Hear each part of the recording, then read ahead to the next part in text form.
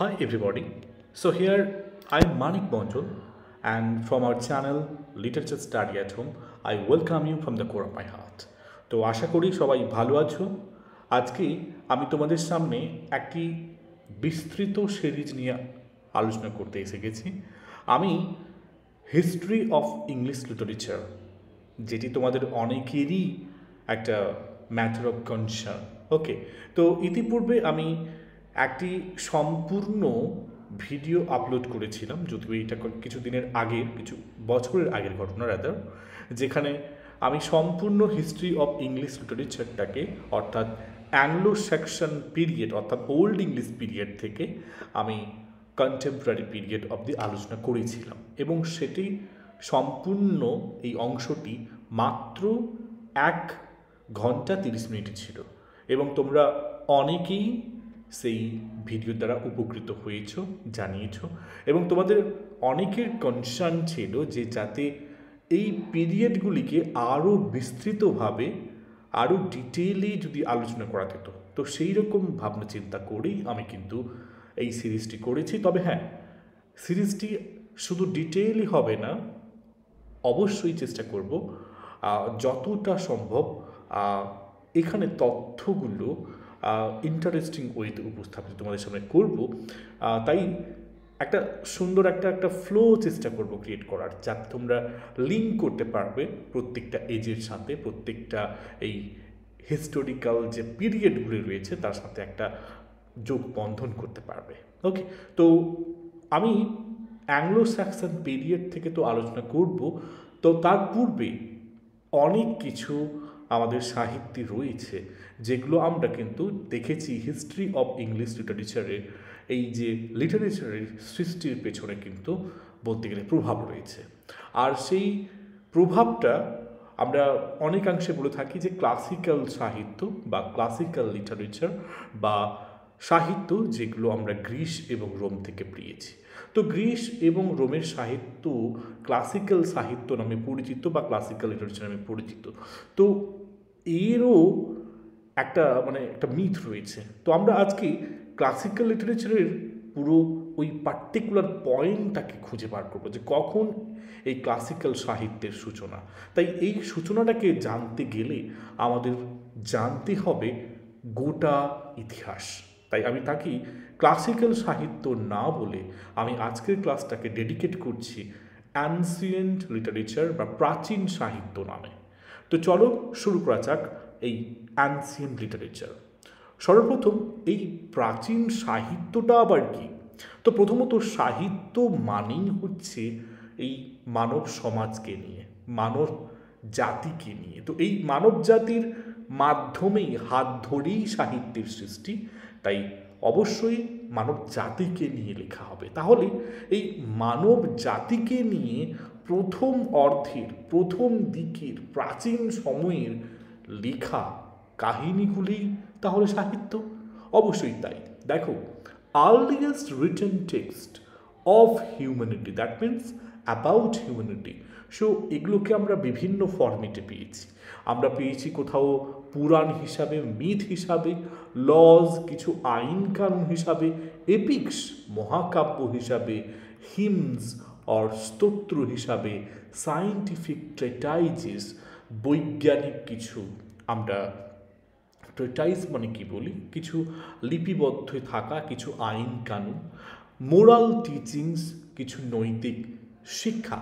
তো এই সব কিছু কিন্তু বলা যায় যে প্রাচীন লিখিত এমন কিছু ভাবনা চিন্তার পরিস্ফুটন যা মানব জাতির উদ্দেশ্যে এবং কোনো না কোনো মানব জাতির সদস্যের কর্তৃক রচিত।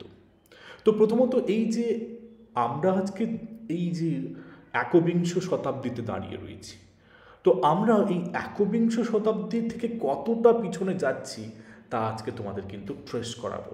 তো আমরা অনেকটাই আগে, যখন কিন্তু আজকে আমরা এই ডিজিটাল মিডিয়ামে আমরা, তোমরা বাড়িতে বসে আছো, আমি এখানে, আমি পিসিতে বসে ল্যাপটপ নিয়ে আমি রাইটিং ট্যাবলেট ইউজ করে তোমাদের পড়াচ্ছি। আমাদের কাছে পিডিএফস রয়েছে, আমাদের কাছে আজকে ওয়ার্ড ফাইল রয়েছে, পাওয়ার পয়েন্ট রয়েছে, তখন কি এরকম ছিল? আদৌ নয়। তো এই যে সাহিত্য, আমরা আজকে ওই প্রাচীনকালের সাহিত্যকে পড়ছি, তো সেই সাহিত্যগুলি সংরক্ষিত বা কীভাবে ছিল তা নিয়ে কিন্তু আমরা দ্বিতীয় সেকশন যেটা দেখতেই পাচ্ছ, মিডিয়ামস, অর্থাৎ এই সাহিত্য তো সংরক্ষিত রাখতে হবে না। সাহিত্য তখনই যখন আমরা ওই প্রাচীনকালের জিনিসটাকে বর্তমানে পড়তে পারছি। আবার আজকের লেখা জিনিস হয়তো ভবিষ্যতে কেউ পড়বে। সাহিত্য শুধু যে অতীতে হয় তা নয়, সাহিত্য কিন্তু বর্তমানেও হয়। তো সেটাকে নিশ্চয়ই কোনো না কোনো মিডিয়ামে লিখিত রাখতে হবে। তাই তখন আগেকার সময় কি করা হতো? আগেকার সময় মাটির কিছু আমরা দেখতে পেয়েছিলাম ট্যাবলেটস থাকতো, মাটির কিছু মানে ইটের মতো কিছু অংশ থাকতো। আমরা আরও বাঙালি ঘরোয়া ভাষায় বলতে পারি টালি, ওকে, যেগুলো দ্বারা ঘর ছাউনি করা হতো। এরকম কিছু মাটির কিছু আমরা ট্যাবলেটস পেয়েছিলাম। তো এগুলো প্রথমে পাওয়া গেছিল মেসোপটেমিয়াতে। এছাড়া মিশরে আমরা প্রথম কাগজ গোত্রীয় কিছু পেয়েছিলাম, যেটা কিন্তু প্যাপাইরাস স্ক্রল থেকে এসেছিল। প্যাপাইরাস গাছের ছালগুলো যাই বলা যেতে পারে কিনা, তো সেগুলোর উপর লেখা হতো।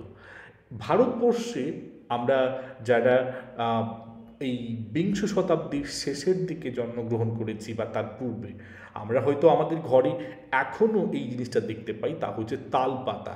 এই তালপাতাই কুষ্টি, আমাদের যে জন্মের সময় যারা জ্যোতিষীরা করে থাকে, এখনও অনেকের ঘরে রয়েছে। এখন যদিও এই তালপাতায় লেখার চলটা অনেকটাই হারিয়ে গেছে। তো এই পাম লিভস, তাল গাছের পাতায় লেখা ভারতবর্ষে হতো। এছাড়া কিছু হাড়েও লেখা গেছে বা লেখা পাওয়া গেছে সাহিত্যের নিদর্শন, ওরাকল বোনস বলে, চায়নাতে হতো।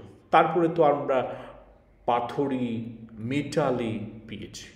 তো এই যে সাহিত্যগুলি যে এই যুগের পর যুগ কিভাবে সাস্টেন করে গেল, বা এই তো সাস্টেন তো নিয়ে কথা বলছি, এবার আমরা জানব যে এই সাহিত্য, যেটাকে আমরা সাহিত্য হিসাবেই যে চিনছি, এই সাহিত্য লেখা, এই কারুকার্য করা, সাহিত্য মানে তো শুধুমাত্র এই যে টেক্সট তা নয়, কোনো চিত্র হতে পারে, কোনো ভাস্কর্য হতে পারে।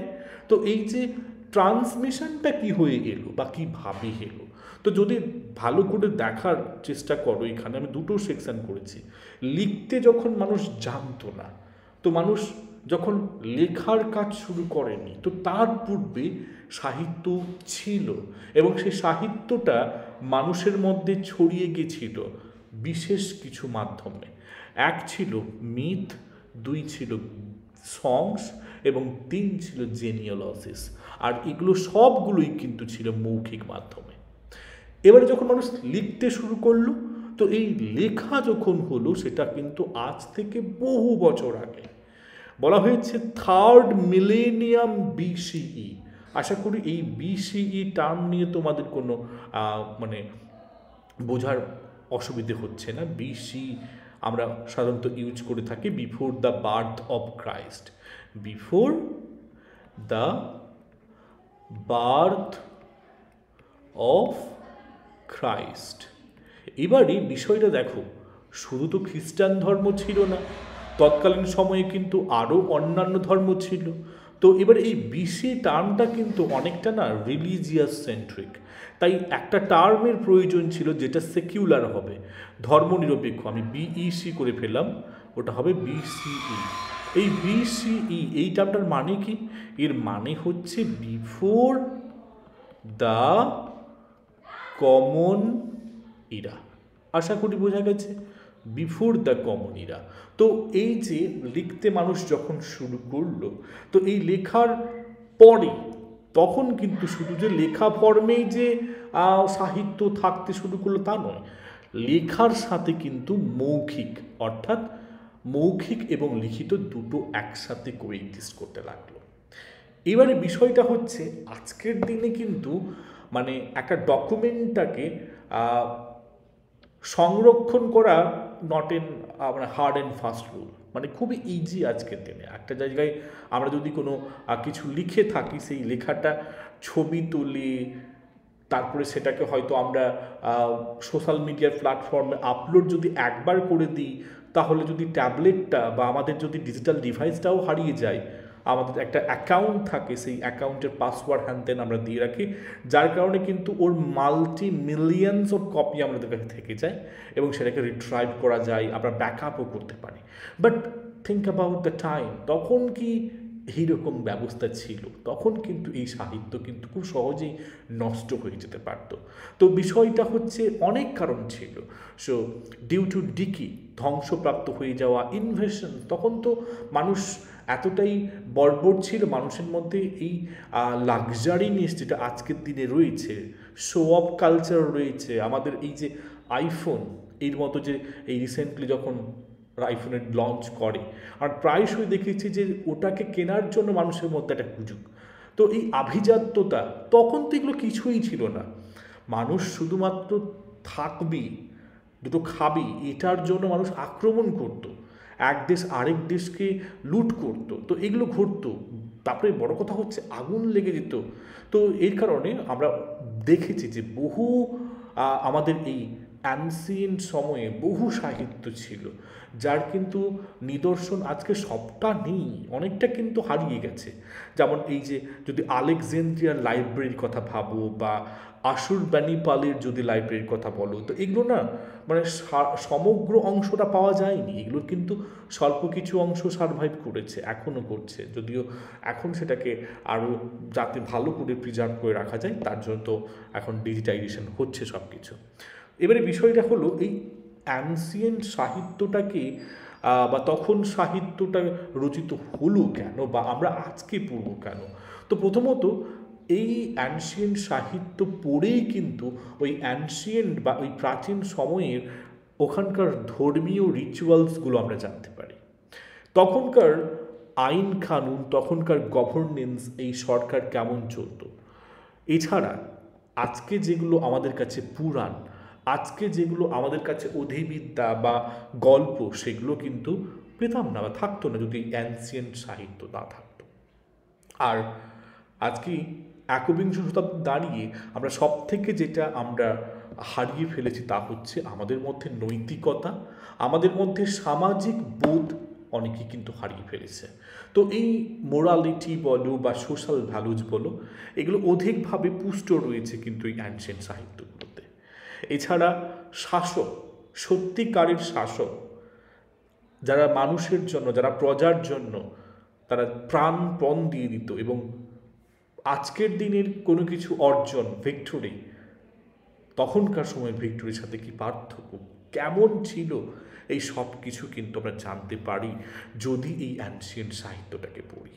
ওকে, তো আমরা একটু একটু পার্টে আসবো। প্রথম ফার্স্ট পার্ট তোমাদেরকে নিয়ে যাই, আমি সেটাকে নাম দিয়েছি দ্য ডন অফ রাইটিং, যখন মানুষ লিখতে শিখলো। তো এটাকে বলা হয়েছে ব্রোঞ্জ এজ, যার সময়কালটা হচ্ছে 3000 টু 1200 BCE। আর নিশ্চয়ই জানো তোমরা, আগেকার সময়ে কিন্তু সময়টা পিছিয়ে আসতো। BCE পিরিয়ডটা, বিফোর দ্য কমন ইরা বা before the birth of Christ, এই ইয়ারগুলো পিছিয়ে আসছে, অর্থাৎ 3000 থেকে 1200 এই সময়ের মধ্যে লেখা হয়েছে, মানুষ লিখতে শিখেছে। তো এই সময়টা হচ্ছে ব্রোঞ্জ এজের সময়। তো রাইটিং সিস্টেমস ইমার্জ, এই লেখার পদ্ধতি উঠে এসেছে সুমের নামক দেশ থেকে। এই সুমের, সেখানে কিউনিফর্ম হোয়াট এভার মেবি, আমার প্রোনাউন্সিয়েশন হয়তো তোমাদের মতো হয়তো এতটা পরিস্ফুট না হতেও পারে, তাই একটু স্পেলিংগুলো দেখে নেবে, তার জন্য আমি ক্ষমা চেয়ে নিচ্ছি আমার অ্যাকসেন্ট, আমার উচ্চারণ দিক থেকে যদি একটু ত্রুটি হয়ে থাকে।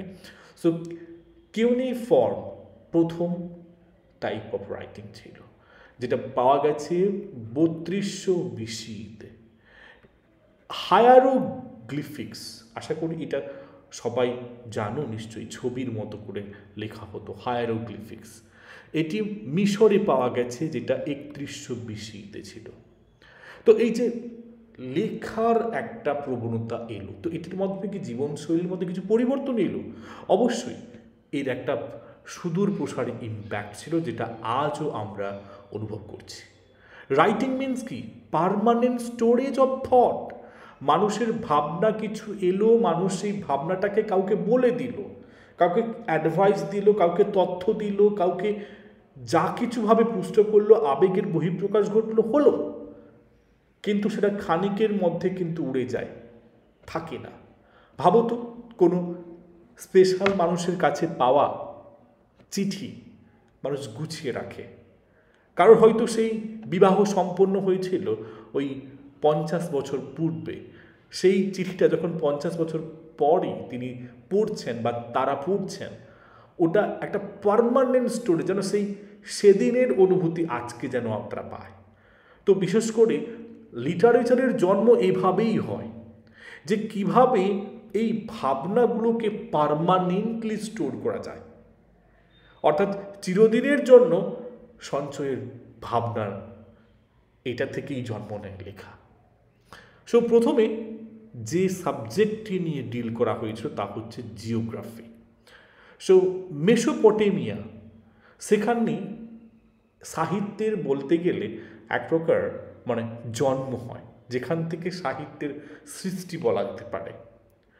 বলা হয়েছে এই মেসোপটেমিয়াকে ক্রাডল অফ সিভিলাইজেশন, অর্থাৎ এই সভ্যতার দোলনা, সভ্যতার ওই যাত্রা সেখান থেকে শুরু। তখনকার সময় দুটি অন্যতম নদী টাইগ্রিস এবং ইউফ্রেটিস, এই দুটি নদীর মাঝে এই সভ্যতা ছিল মেসোপটেমিয়া, সেখান থেকে। এছাড়া মিশরীয় সভ্যতা জানো নিশ্চয়ই, নীল নদের তীরে অবস্থিত নীল উপত্যকায়, যেখানে মানুষের সাহিত্যের সৃষ্টি এবং যেখানে মানুষ তাদের বাসস্থান, তাদের খাদ্যাভ্যাস, তাদের পোশাক আশাকের থেকেও মানুষের জীবনের আরও কিছু ডিজায়ার ছিল, তা হচ্ছে কিছু রচনা করা, সাহিত্য রচনা করা, ইন্টালেকচুয়াল হয়ে পড়া। এটা শুরু হয়েছিল প্রথমে মেসোপটেমিয়াতে, তারপরে ইজিপ্টে। এবারে জানবো এই ব্রোঞ্জ এজে, অর্থাৎ মেসোপটেমিয়া এবং এই মিশরে এই যে সাহিত্য আমরা পেলাম, সেই সাহিত্যগুলির থিমগুলি বা বিষয়বস্তুগুলি কী ছিল।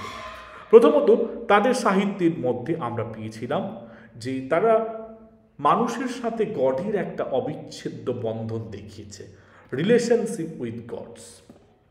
এছাড়া তাদের সাহিত্যে আমরা দেখতে পাই তারা চেষ্টা করছে যে মানুষ যদি তার ন্যাচারাল অর্ডার, একটা সাইকেল থাকে, চক্র, যেটা যেমন করে সিঁড়ি একটা পরপর ধাপে ধাপে হয়, এই অর্ডার যখন কেউ ভাঙছে তখন একটা ক্যাওস সৃষ্টি হচ্ছে, একটা ঝঞ্ঝা, একটা বিপদ সংকুল পরিস্থিতি হচ্ছে। এই বিষয়টাকে নিয়ে তারা গুরুত্ব দিয়েছে। এছাড়া তারা গুরুত্ব দিয়েছে মানুষের জীবনে ন্যায়পরায়ণতাটা, অর্থাৎ সঠিক মিথ্যা, এবং এই দুটির লড়াই সারাক্ষণ হচ্ছে এবং অ্যাট দ্য এন্ডে অবভিয়াসলি সঠিকের জয়লাভ হচ্ছে। তারা বিশ্বাস করে মানুষের এই জীবনের কর্মকাণ্ডের ফলেই তারা পরবর্তী জীবনে পৌঁছাবে, অর্থাৎ তারা আফটার লাইফে বিলিভ করতো। আর তুমি নিশ্চয়ই জানো এই জন্যেই মমিফিকেশান এই বিষয়টা তারা ইউজ করেছে, তারা প্রিজার্ভ করার চেষ্টা করেছে। এছাড়া তারা দেখানোর চেষ্টা করেছে সামাজিক আইন কানুন, সমাজের সেখানে রুলস কী ছিল, সেখানকার মানুষের যেমন কেউ গুড করলে তাকে রিওয়ার্ড দেওয়া, কেউ ব্যাড করলে, কিছু খারাপ করলে পানিশমেন্ট দেওয়া। তো এই ইটার্নাল জাস্টিস, যেটা গডের ভাষায় আমরা বলে থাকি, সেটা হিউম্যান সোসাইটি যখন প্রথমবার তারা শুরু করলো সাহিত্যের আঙ্গিনায় আসতে, তখন এই বিষয়গুলো নিয়ে লিখল।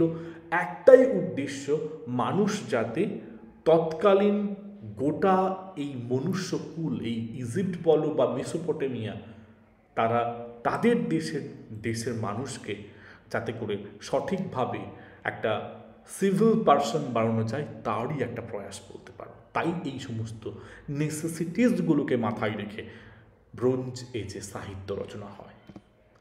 নেক্সট আসবো এই মেসোপটেমিয়া, যেখানে সাহিত্যের একেবারে আসর ঘর বসেছিল প্রথম দিকে, সেই সুমের প্রদেশ এবং আক্কাদ এইখানে করেছিল। তো এই সুমেরিয়ানসরাই তাদের লেখা অ্যারাউন্ড 2600 BC-তে বলা হয়ে থাকে ওয়ার্ল্ডস ফার্স্ট লিটারেচার। এদের সাহিত্য কিভাবে প্রিজার্ভ হয়েছে, কিভাবে মানুষের মধ্যে ছড়িয়েছে। আজকের দিনে বই খাতা, এই পিডিএফ, এই ডিজিটাল প্ল্যাটফর্ম রয়েছে, তখনকার সময় ক্লে ট্যাবলেটস ছিল, মাটির এই ট্যাবলেট।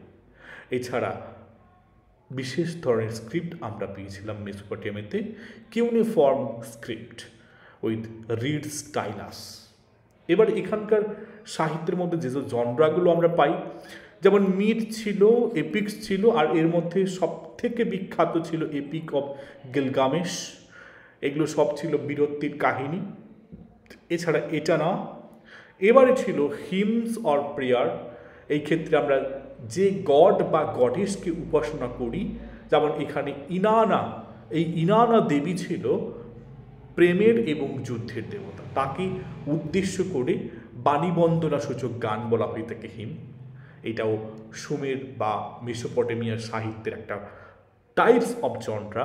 নেক্সট ছিল সিটি ল্যামেন্টস, অর্থাৎ আমরা আজকের দিনে যে ফর্মটাকে এলিজি বা ডার্চ হিসেবে বেশি করে চিনি। তো এই সিটি ল্যামেন্টস অর্থাৎ এখানে কিছু মানে সুখের পাশাপাশি দুঃখের কবিতা লেখা হয়েছিল, যেগুলো মূলত হচ্ছে বিভিন্ন শহরের ধ্বংস হয়ে যাওয়াকে নিয়ে। এছাড়া রয়েছিল wisdom debate between sieve and grain, এইসব ছিল। আইন নিয়ে কোডিফাইড জাস্টিস, যেমন হচ্ছে কোড অফ ইউনাম্মু 2100 BC-তে পাওয়া গেছে, প্রিডেটস হামুরাবি। না, এই যে বলছিলাম যে সব থেকে বিখ্যাত ছিল এপিক অফ গিলগামেশ। এটি একটি সামেরিয়ান অর সুমেরিয়ান, যাই বলতে পারো, টেলস, যেটার সময়কাল হচ্ছে 2250 BC থেকে 2000 BC-র মধ্যে। তো এখানে এটি একটি এপিক বলা যেতে পারে, তাকে বলা হয়েছে আকাউডিয়ান এপিক, কম্পাইলড 1800 BC-তে। ফাইনাল ভার্সনটা পাবলিশড হয়েছে 1200 BC-তে। তো এখানে বিষয়বস্তু কি? এখানে একজন আমাদের কেন্দ্রীয় চরিত্র রয়েছে, তার নাম হচ্ছে গিলগামেশ, যিনি এখানে হিরো এবং কিংও বটে। তিনি অনুসন্ধান করছিলেন অমরত্বের, ইমমর্টালিটির, আফটার এনকিডুস ডেথ। তো এখানে যদি মোটিভগুলো দেখো, একই রকম, মোর্টালিটি ভার্সাস ইমমর্টালিটি। মানুষ মরণশীল, সেখান থেকে অমর হতে চাইছে।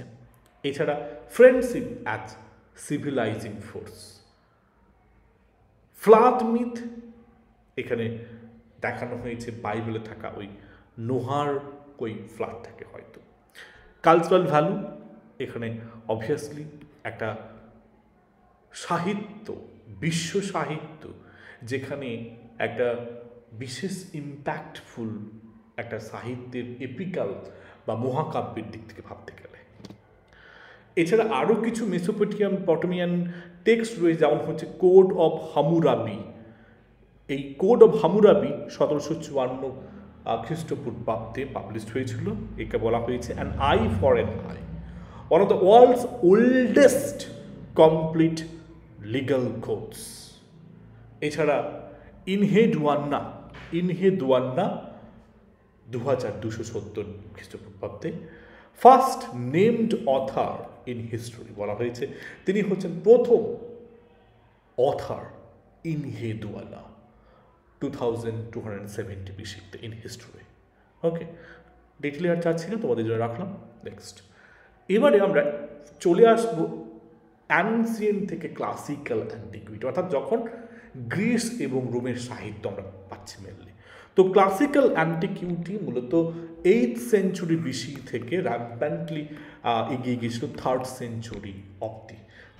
এটা কিন্তু 8th সেঞ্চুরি BC-র কথা বলছি, কিন্তু আমি মানে খ্রিস্টপূর্বাব্দ থেকে 3rd সেঞ্চুরি খ্রিস্টাব্দ অব্দি। তো এই যে টাইম স্প্যানটা আমি বলছি, সেটা যদি দেখো, শুরু হয়েছে হোমারিক পিরিয়ড থেকে, যখন হোমারের লেখা শুরু হয়, এবং এটা কন্টিনিউ করছে আনটিল রোমান ইম্পেরিয়াল লিটারেচার, অর্থাৎ যখন ইংল্যান্ডে রোমেদের আধিপত্য ছিল, এই সময় অব্দি রোমান ইম্পেরিয়াল লিটারেচার মিন রোমানরা তারা ইনফেরিয়র দেশকে ইম্পেরিয়াল পাওয়ারের মাধ্যমে জয় করে সেখানে সাহিত্য ছড়িয়েছিল। তো হোমারিক পিরিয়ড অর্থাৎ হোমারের লেখা থেকে আমি টানলাম রোমান ইম্পেরিয়াল লিটারেচার অব্দি। তো এই সময়ে কোন কোন আগে কিন্তু শহরগুলির নামও পর্যন্ত আমরা জানতে পেরেছিলাম না, এত কিছুর ডিটেলে ছিল না, কিন্তু তারপরে ধীরে ধীরে নেমিং হয়, এইসব হয়। তো মোদ্দা কথা, যেখানে বা যে অঞ্চলগুলোতে এই সাহিত্যের আখড়া ছিল, বেস্ট একটা সেটিং ছিল, তার প্রথম হবে গ্রিসের কথা আমি বলবো। গ্রিসের কিছু শহরীয় কিছু রাজ্য ছিল, যেমন হচ্ছে অ্যাথেন্স, স্পার্টা, কোরিন্থ, এরা হচ্ছে সাহিত্যের ওই শিখরে থাকা বিশেষ বিশেষ জায়গাগুলি। একই রকমের রোমে ইতালিয়ান পেনিনসুলা এবং মেডিটেরেনিয়ান এম্পায়ার। এবং যদি দেখো যে এই টাইমে কী কী লিটারারি ফর্ম আমরা পাই, সব থেকে বেশি পাওয়া গেছে epic formation, lyric poetry as a part of it, Greek tragedy আর গ্রিক কমেডি, অনবদ্য গ্রিক ট্র্যাজেডি সর্বা ছিল। এছাড়া আমরা হিস্টোরিওগ্রাফি পেয়েছি, রেটোরিক পেয়েছি, ফিলোসফি পেয়েছি, এবং বহু রোমান অ্যাডাপ্টেশন হয়েছে এবং সেগুলোকে আমাদের সিস্টেমে সেগুলো আপডেট করা হয়েছে আজকের দিনে। এবারে যদি দেখি যে এই যে ট্রান্সমিশনটা হলো কীভাবে, শুরু তো হয়ে গেছে বহু পূর্বে, তো এই ক্লাসিক্যাল পিরিয়ডে সাহিত্য কীভাবে দেশ বিদেশে ছড়িয়ে পড়ল। প্রথমত ওরাল কম্পোজিশন, মৌখিক কথোপকথন মাধ্যমে, যেমন হচ্ছে ওই চারণ কবিরা এক জায়গায় থেকে অন্য জায়গায় গিয়ে গল্প শুনিয়ে আসতো, এই ওরাল কম্পোজিশন কিন্তু বন্ধ হলো না, চলছিল। রিটেন কোডাইসিস এসে গেল, মেডিয়েভাল ম্যানুস্ক্রিপ্ট তৈরি হলো, এবং রেনেসাঁর সময়ে এটা কিন্তু প্রিন্ট আকার নিল। তো যেটা প্রথম অর্ধে প্রিন্ট আকার নেয়নি, তুমি নিশ্চয়ই জানো, ইংল্যান্ডে 1476 খ্রিস্টাব্দে উইলিয়াম ক্যাক্সটনের সহায়তায় প্রিন্টিং প্রেস আসে। তো এগুলো তো লং জার্নি, বাট ওই পিরিয়ডে, ওই টাইমে ওরাল কম্পোজিশন হয়েছে। ওরাল শুধুমাত্র কম্পোজিশন নয়, রাইটিংয়ের সাথে কোএক্সিস্টও করেছিল। ওকে, তো সেই ক্ষেত্রে এই সময়ে সাহিত্যের যে অঙ্গ বা আঙিনাগুলো পেয়েছি, তার মধ্যে অবভিয়াসলি হোমারের ইলিয়াড এবং ওডিসি দুটোই কিন্তু অপরিহার্য। সো ইলিয়াড, এটি বলা হয়েছে দ্য সং অফ ইলিয়াম বা ওয়ার অ্যাট ট্রয়, আর আরেকদিকে ওডিসিস নোটোস অর ওডিসিস হোমকামিং নিয়ে।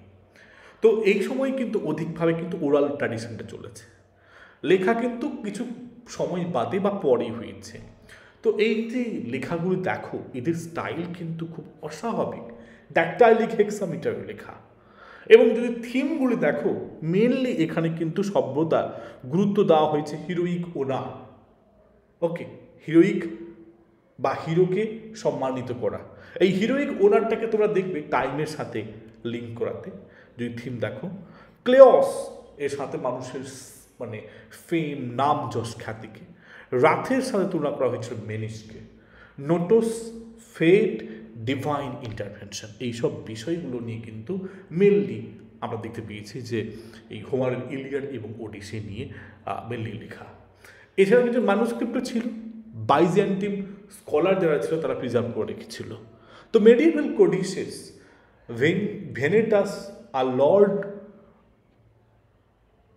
এ for Iliad rather crucial text ছিল, এগুলো না জানলে হবে, ভার্জিলের এনিরেট হয়েছে।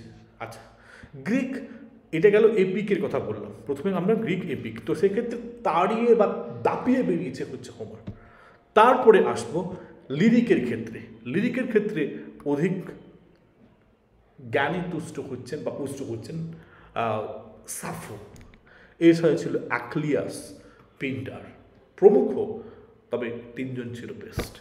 তো এখানে এই লিরিকগুলোর বৈশিষ্ট্য মেনলি ছিল পার্সোনাল এবং কোরাল পোয়েমস, এবং এই পার্সোনাল এবং এই কোরাল কবিতাগুলো যখন বাণীর আওয়াজের সাথে হতো তখন কিন্তু বেশ সুন্দরভাবে ফুটে উঠত। ওকে, সো এবারে তাহলে বিষয়টা কি, এই ক্লাসিক্যাল এজে সাহিত্য কিন্তু শুধুমাত্র বা অনলি অ্যান্ড মেজরলি যে for personal poems R for personal perspective তা নয়, বলা হয়েছে পার্সোনাল ইমোশন তো রয়েছে, সাথে কিন্তু সঙ্গীতের ছোঁয়া হিসেবে লায়ান রয়েছে। তো এই সময়ের মেজর এই তিনজন কবি, সাফো, লেসবোডোস এর তিনি লিরিক পোয়েমস, ইন্টিমেট ভয়েস, এগুলো সব করতেন। নেক্সট হচ্ছে অ্যাক্লিউজ, পলিটিক্যাল অ্যান্ড পার্সোনাল পলিটিক্স, এবং লাস্টে হচ্ছে পিন্ডার, ভিক্টোরি ওটস যে মেনলি জয়লাভ এই সমস্ত জিনিস নিয়ে লেখে। Epinicia for athlete best victors. Okay, so features আর মোরলেস বলা হয়ে আছে। এবারে আসলে ম্যানুস্ক্রিপ্ট এদেরও তো ছিল, এদের কীভাবে সার্ভাইভ করলো। লিজেসি ফ্র্যাগমেন্টারি, বিশেষ করে papyrus finds a oxyrhynchus and elsewhere led to major recoveries. Greek ড্রামার ক্ষেত্রে তিনজন দাপিয়ে বেরিয়েছে, অ্যাসকাইলাস, সোফোক্লিস, ইউরিপিডিস। তো যদি হিস্টোরিক্যাল কনটেক্সট দেখো, ফিফথ সেঞ্চুরি বিসি থেকে Athens civic and religious function city ডায়নোসিয়াসের কথা বলা হচ্ছে। তো যেখানে রিলিজিয়াস ফাংশন হতো, অনুষ্ঠান হতো, যেখানে কিন্তু মঞ্চস্থ হতো নাটক অ্যাজ এ কম্পিটিশন। তো এই সময় যদি মেজর প্রিডাইট জানো, অ্যাসকাইলাইস, তিনি হচ্ছেন আর্লিয়েস্ট সার্ভাইভিং ট্র্যাজেডিয়ান, অর্থাৎ প্রাচীন দিকের একজন সার্ভাইভিং ট্র্যাজেডিয়ান। অরেস্টেসিয়া তার নাম ছিল, এই যে ট্রিলজিটা লিখেছিল অরেস্টেসিয়া ট্রিলজি। সোফোক্লিস, তার লেখা Oedipus Rex, অ্যান্টিগন, Mashrafe of dramatic art প্রমুখ লেখা রয়েছে। ইউরিপিডিস লেখা মিডিয়া, মোর সাইকোলজিক্যাল রিয়ালিজম। ওকে, তো এরা অধিকভাবে ইউরিপিডিস সাইকোলজিক্যাল থেকে বেশি ডিল করেছে, অ্যাসকাইলাস একই রকমভাবে, বাট সোফোক্লিস বলতে গেলে তিনি একটু মডারেটলি এগিয়েছে। আশা করি clear. Structure, trilogy of tragedies plus satyr play, choral roots, three acts masks প্রভৃতি। তো মোদ্দা কথা হচ্ছে তখন পারফরমেন্সটা কীভাবে হলো দেখো একটু। ওপেন ইয়ারস্টোন থিয়েটার থাকতো, যেখানে ডায়োসিয়াস থিয়েটার হতো না। অ্যাথেন্স থাকতো, কোরাস অফ 12 or 15 মিনিটস, তারা মাস্ক করতো, লিমিটেড সিরিজ কিছু মেশিনারি ইউজ করতো। এবারে এই গ্রিক ড্রামার দুটি খণ্ডে বিভক্ত হয়ে গেছিল। ওল্ড কমেডি, যেটা আমরা ট্র্যাজেডি নিয়ে আলোচনা করছিলাম, এটা হচ্ছে কমেডি নিয়ে। ওল্ড কমেডি মেনলি এখানে অ্যারিস্টোফেনের কিছু কারেন্ট কমেডি রয়েছে, পলিটিক্যাল স্যাটায়ার, তার মধ্যে লেখার মধ্যে লিসেস্ট্রা এবং দ্য ক্লাউডস, এগুলো সব পিভোটাল ডাইরেক্ট পলিটিক্যাল টার্গেট ছিল। এবার আসবো নিউ কমেডি, যেটা একটু পরের দিকে হয়েছে, থার্ড অ্যান্ড সেকেন্ড বিসি। তো এখানে এই নিউ কমেডির জন্য বিখ্যাত ছিল মিন্ডার বা Menander. Social comedy of manners, stock character প্রচুর পাওয়া গেছে, অ্যাডালেশনস এবং আউটস্ট্রিম হয়েছে। ওকে, এছাড়া আসবো এখানকার আরও একটা লেখা, হিস্টোরিওগ্রাফি অর হিস্টোরিক্যাল প্রোচ। এই সময় হেরোডোটাস নিশ্চয়ই নাম শুনেছে, খুবই বিখ্যাত। থুসিডাইডস, জেনোফোন, সবজনই কিন্তু বিখ্যাত ছিল। তো হেরোডোটাস তিনি কিন্তু 5ম শতক BC একজন ঐতিহাসিক বা biographer. So histories ethnographic approach, inquiry, blends myth and reports, এগুলো সব রয়েছে। Thucydides history of the Peloponnesian war. Xenophon diverse prose নিয়ে আলোচনা করেছে। Hellenica continues, Thucydides.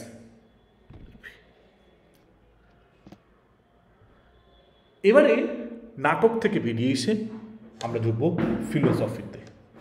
এবারে ফিলোসফার নিশ্চয়ই তোমরা জানো, সক্রেটিস, প্লেটো, অ্যারিস্টটলিয়ান প্রমুখ রয়েছে।